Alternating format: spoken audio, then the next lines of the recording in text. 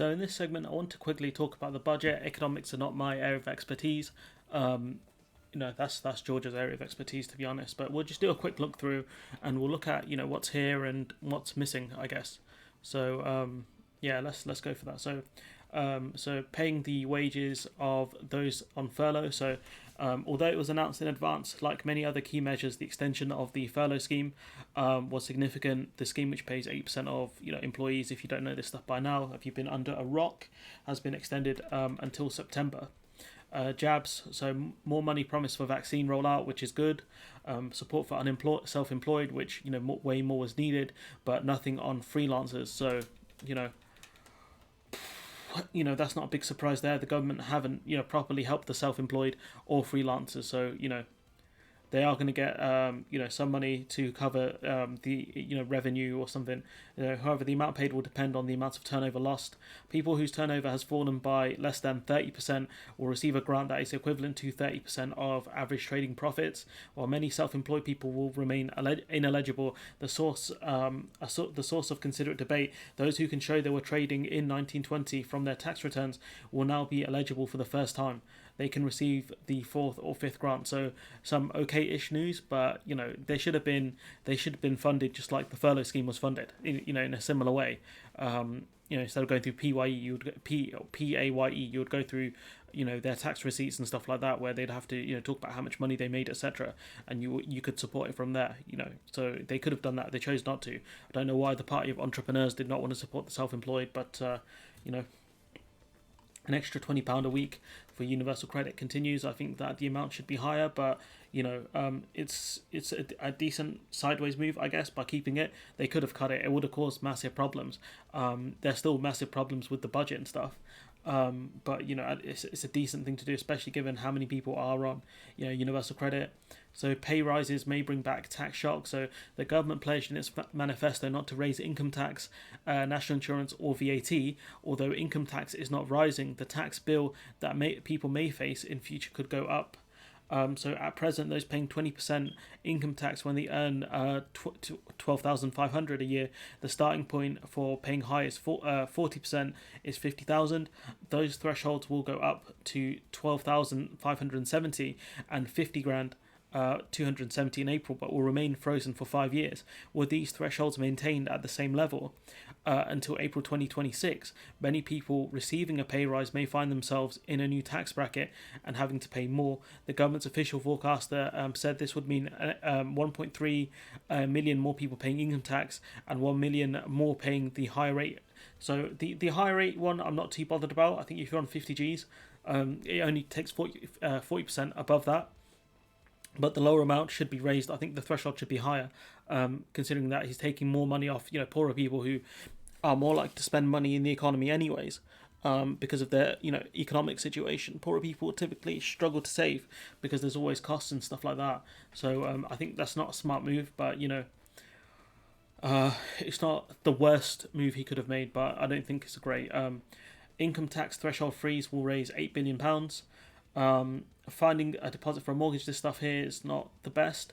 The Chancellor confirmed that the government guarantees first-time buyers should get a wider choice of mortgages that require a deposit of just 5% of the loan. This will be available when buying properties up to 600,000. I would cut that to about 300,000, to be honest. If you can afford to buy a property up to 600k, you should be able to stump up a deposit. Like, let's be real now. However, some potential homeowners may still find it hard to get a mortgage if they do not have a regular income, or getting into negative equity if house prices fall is a threat. But house prices typically are not the most stable, but they don't take a huge hit from economic problems because of the lack of housing in this country, supply and demand and all that rubbish. However, some potential homeowners may find which mentioned that the new products will be available from next month. However, there is support for home ownership. There is no specific policies to help those behind on their rents, which is a bad idea, considering that if you're in rent arrears, it's going to be very hard for you to get out of that, and make you'll struggle to get to rent another property because of background checks and all that stuff. Stamp duty cuts was a stupid one as well. All this done is push up house prices.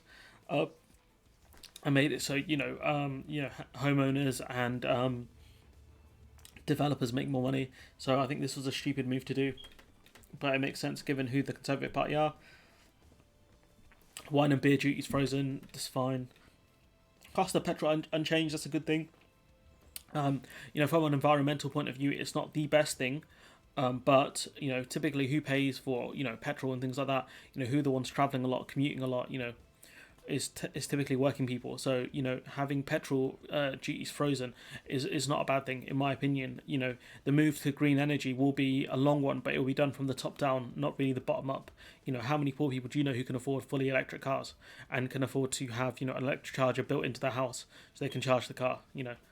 That's what I ask you. Saving green. There will be new savings product designed to raise money for environmental projects.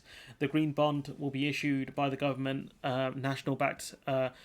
government-backed national savings and investments, which has been criticised by savers and MPs for its customer service performance during the pandemic. I mean, this was strange criticism. It will be issued in the summer, but there are no details yet on the interest rate that will be paid to savers. Not necessarily the worst thing, as interest rates stay very low, and if it actually does go to the government funding green projects, I'm not going to be against that. But we got to look at some of the things here, which is no real rise in NHS spending. It's really a cut. If you look at it, so there's the budget for health and social care, so of which the money goes to the NHS. You can see here that it's at 147 billion pounds, and it's being cut to 139 billion pounds. There's a cut of about 7 billion. So real help for the NHS there, big man. Real help. And we go to our next. Oh wait, there was one more thing I want to talk about here. So, Rishi Sunak defence budget amid claims it will plunge 500,000 more people into poverty. So we can see here that his budget is not great for poorer people. Poorer people typically spend more in the economy anyways on stuff like food and things like that.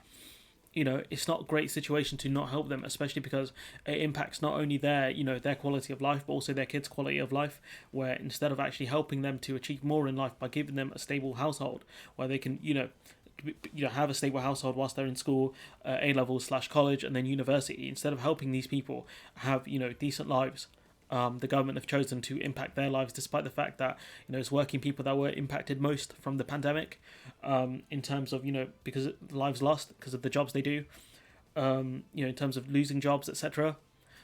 Because jobs in retail, you can't do that stuff from home, so it's not great. The cut to the NHS is very stupid, especially now.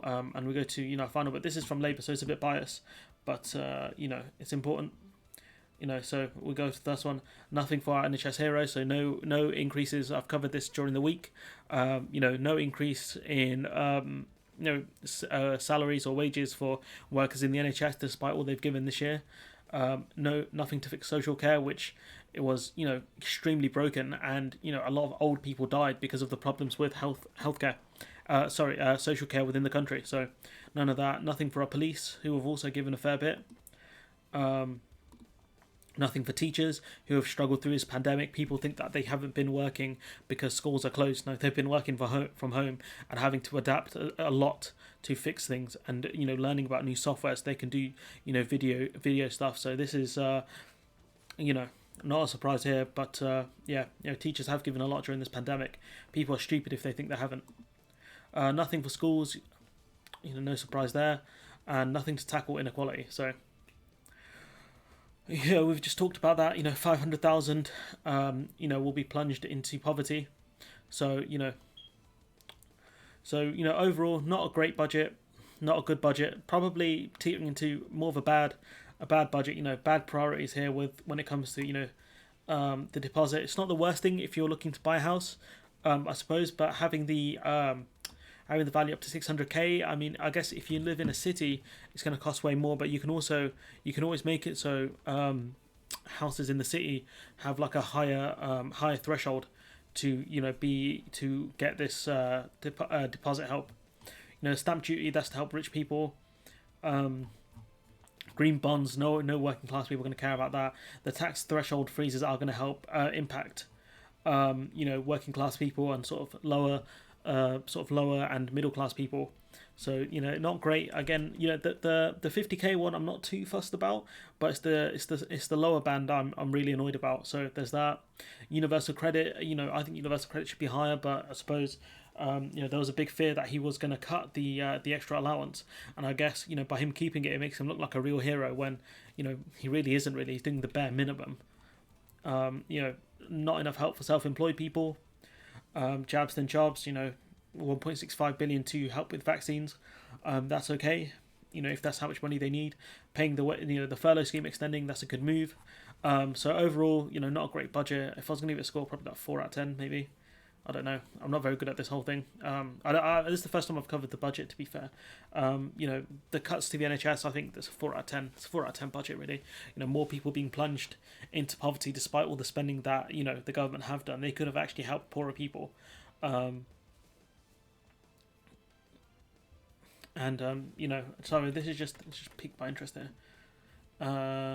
So the IFS suggested that Rishi Sunak's long-term plans stop moving. Plans involved spending cuts that were so harsh as to be unrealistic. Paul Johnson, the IFS, said the spending plans in particular don't look deliverable, at least not without considerable pain. The budget involved cuts worth around $4 billion a year in spending after next year, he said. He said that, in theory, this meant that the departments with unprotected budgets like justice and local government faced real terms cuts in 2022-23, but he said in practice he thought the government would have to spend more. He explained, Are we really going to spend 16 billion less on public services than we were planning pre-pandemic? Is the NHS really going to revert to its pre-pandemic spending plans after 2020? Well, given this, I didn't see this beforehand because the budget didn't just come out yesterday. I would say this budget's more of a 2 out of 10 then. If they're not going to increase funding to things like justice, where we've talked about court dates being pushed back by about a few years, where someone has had to wait 3-4 years for their day in court to get justice for what's happened to them, and the fact that the government knew this and the government are setting up Nightingale courts, which still won't fix the problems. This is a 2 out of 10 budget from me, I'm afraid. The lack of funding for the NHS, the lack of financial support for NHS staff, because you've got to remember, you've got to remember that things like mental health care are going to need a massive funding boost because of people's mental health has been affected by the pandemic. Also, the fact that you've got NHS workers with PTSD.